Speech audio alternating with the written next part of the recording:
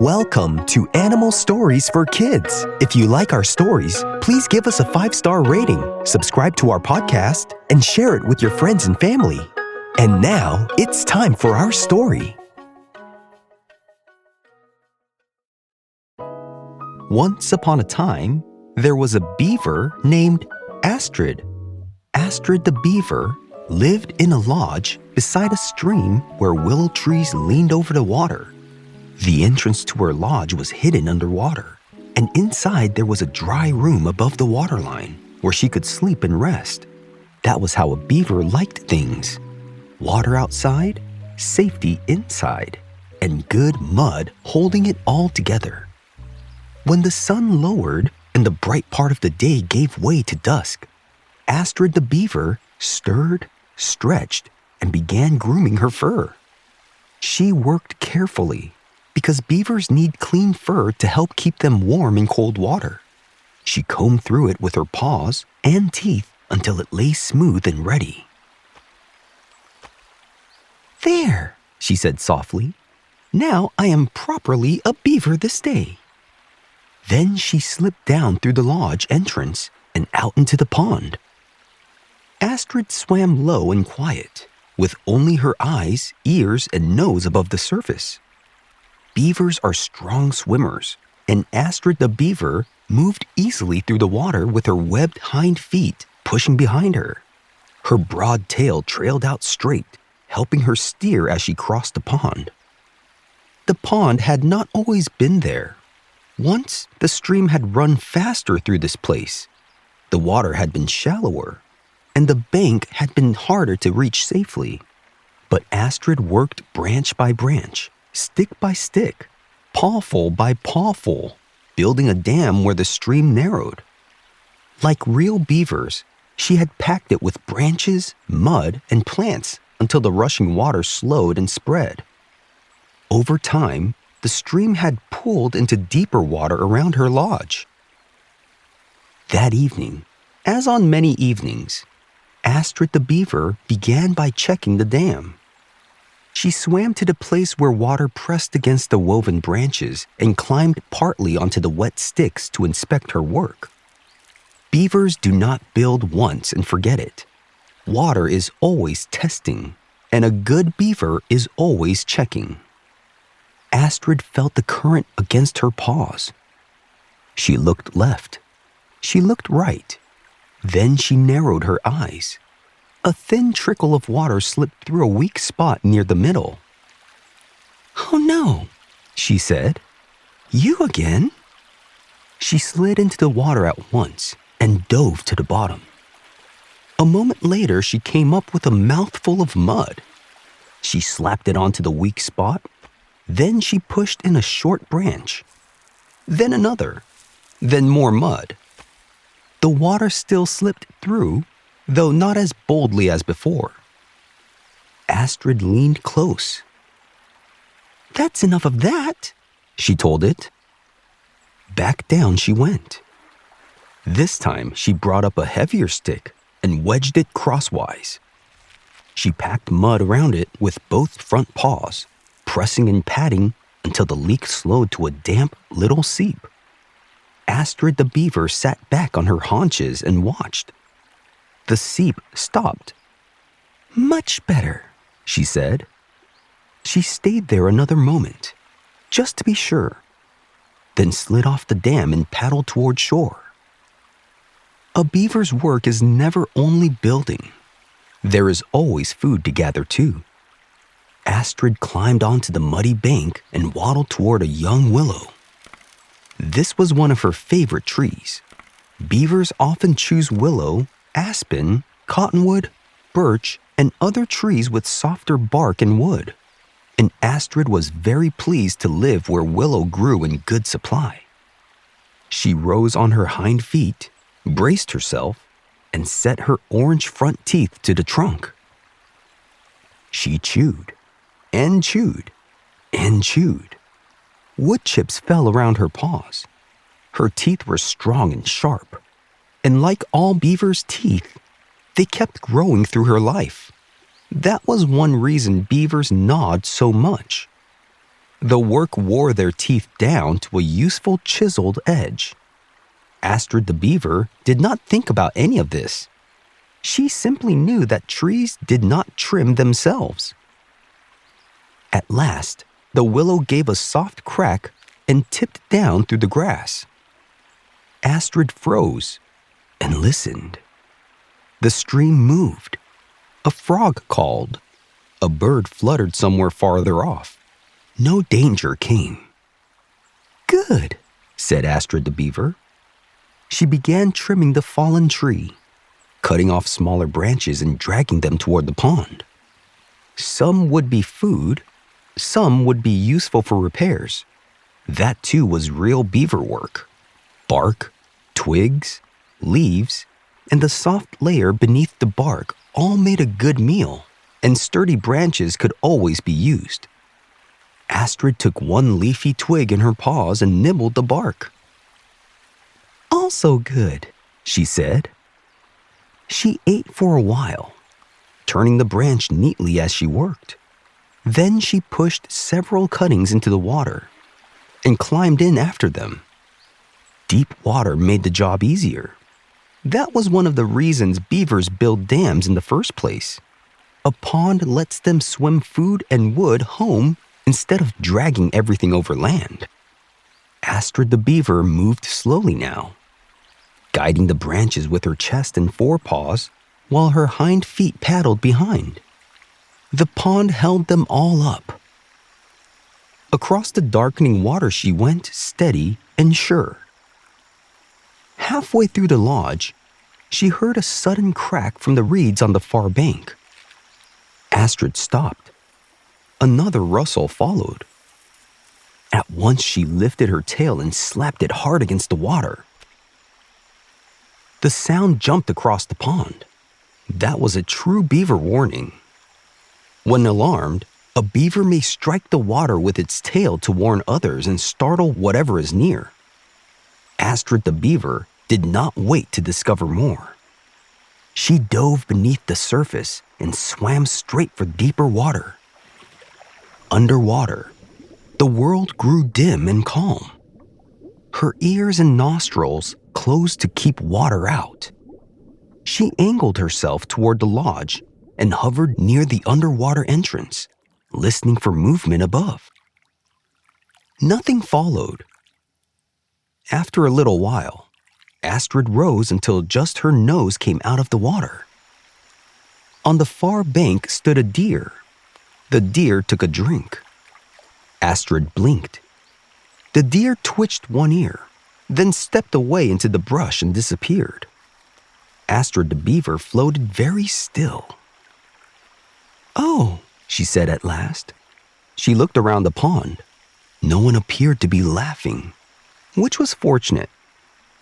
"Well," she added, "that was still excellent safety." With that, she gathered her branches and continued on. A little extra caution had never harmed a beaver. By now, the light had grown softer, and the first cool feeling of evening settled over the pond. This was the time Astrid liked best. Beavers are often most active at dusk and through the night, and Astrid the beaver was no different. The world was more quiet then. The bright birds settled. The shadows lengthened. The pond belonged to soft sounds. The lap of water, the brush of reeds, the small knocks of sticks against one another.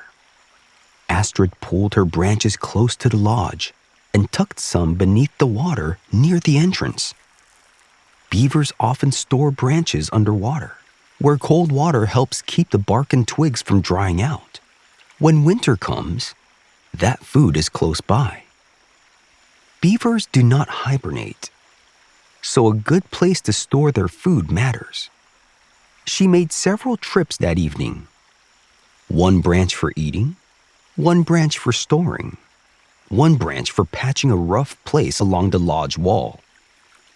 Back and forth she went, from bank to pond, from pond to lodge, from lodge to dam, and back again. Nothing about it was hurried. Nothing about it was wasted. As the moon rose, the pond settled deeper into night. Frogs called from the shallows. An insect skimmed the surface.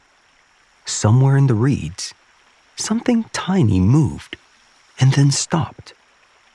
The pond Astrid had helped shape held more than her lodge.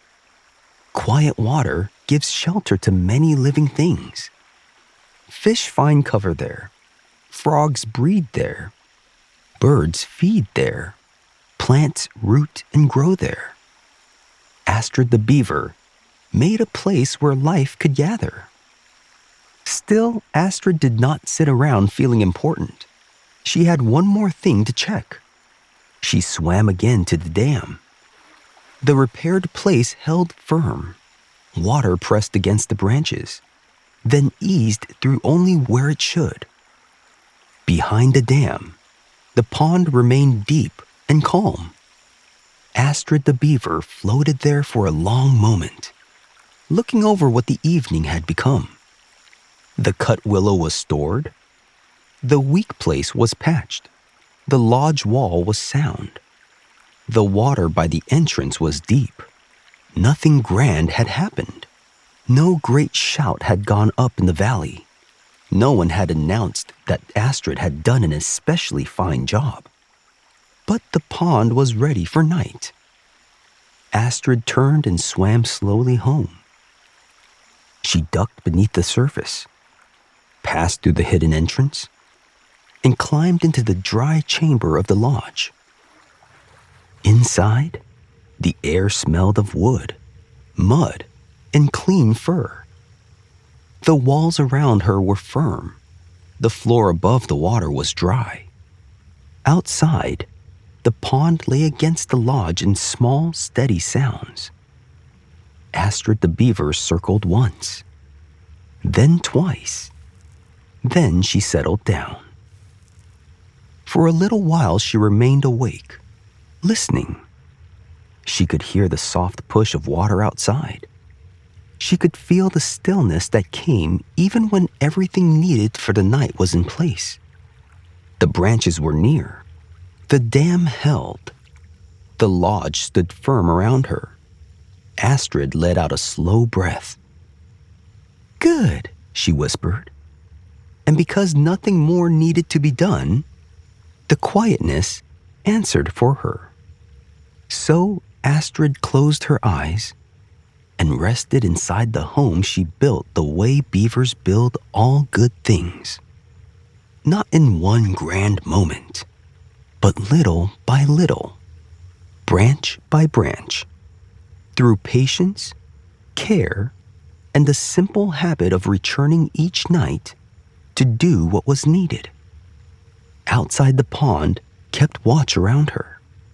Inside, Astrid slept, and held by deep water, strong walls, and all the small, faithful things that had been done in time. The night grew gentle and still, and the beaver lived happily ever after. The end.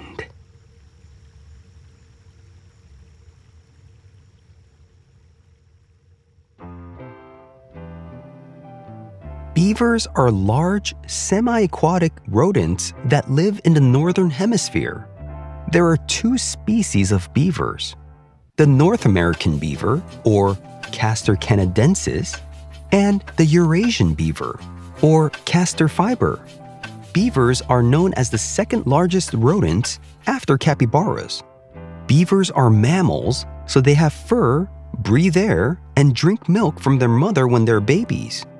Beavers are rodents, which mean they are in the same big animal group as squirrels and mice.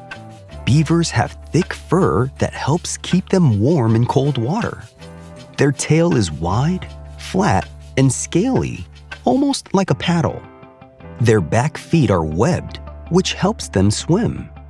Beavers have front teeth that are small and good for holding and carrying things. Beavers' teeth are orange, not because they're dirty, but because the enamel has iron in it. Their front teeth keep growing their whole lives, so they need to chew often. Their teeth wear into a sharp chisel shape that helps them cut wood. Beavers are the largest rodents in North America. A beaver can be about 4 feet long from nose to tail. Some beavers weigh around 35 to 65 pounds. Beavers live near fresh water like rivers, streams, ponds, and lakes. They spend time in water and on land, so they're called semi-aquatic animals. They like places with trees nearby because trees give them food and building supplies. North American beavers live in North America. Eurasian beavers live in parts of Europe and Asia. A beaver home is called a lodge. Beavers build lodges from sticks and mud. Many lodges have an entrance underwater, which helps keep the beavers safe.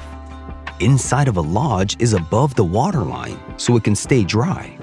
Some lodges can be about 5 feet high. Beavers are famous for building dams. A dam is a wall built across moving water. Beavers use branches, sticks, mud, reeds, rocks, and plants to make dams. Dams slow the water down and help make a pond. Deep pond water helps beavers reach home more safely. Beavers do not just build once. They keep fixing and patching their dams. Beavers are one of the few animals that change their habitat in a big way. Beavers are herbivores, which means they eat plants. They eat bark, leaves, buds, twigs, stems, and water plants. They also like the soft layer under the bark. Some favorite tree foods are willow, aspen, birch, poplar, and maple. Beavers can hold food in their front paws while they eat. They can store branches underwater to eat later in winter. Beavers do not hibernate, so stored food is very important in cold months. Beavers are very good swimmers. They have big webbed back feet that help push them through the water. Their tail helps them steer. Beavers can stay underwater up to 15 minutes, though some sources say 6 to 8 minutes is common. They can swim up to about 5 miles per hour. In the water, beavers often keep just their eyes, ears, and nose above the surface so they can look and listen. Beavers are mostly active at night. They chew wood, carry branches, build, repair, eat, and groom their fur. Grooming helps keep their fur clean and water-resistant. Beavers are sometimes seen in daytime too, but night is their usual busy time. Beavers can warn each other about danger by slapping their tail on the water. The loud splash can also startle any animal nearby. Beavers also use scent to mark their area. Beavers often live in family groups. A family may include parents, babies, and older young beavers. Baby beavers are called kits. The older young beavers often help with building and caring for the younger kids. Beaver families protect their home area from other beaver families. Beaver dams can help slow water and reduce erosion. Beaver ponds can become homes for fish and other water animals. Frogs, turtles, ducks, geese, and many other animals may use wetlands made by beavers. Because they change the land and water around them, beavers are sometimes called ecosystem engineers. Beavers can move rocks as part of their building work. They are powerful animals, even though they may look round and gentle. Have you seen a real-life beaver before? If you have, where did you see it? Thanks for listening to Animal Stories for Kids. If you like our stories, please give us a 5-star rating, subscribe to our podcast, and share it with your friends and family. Until next time, bye!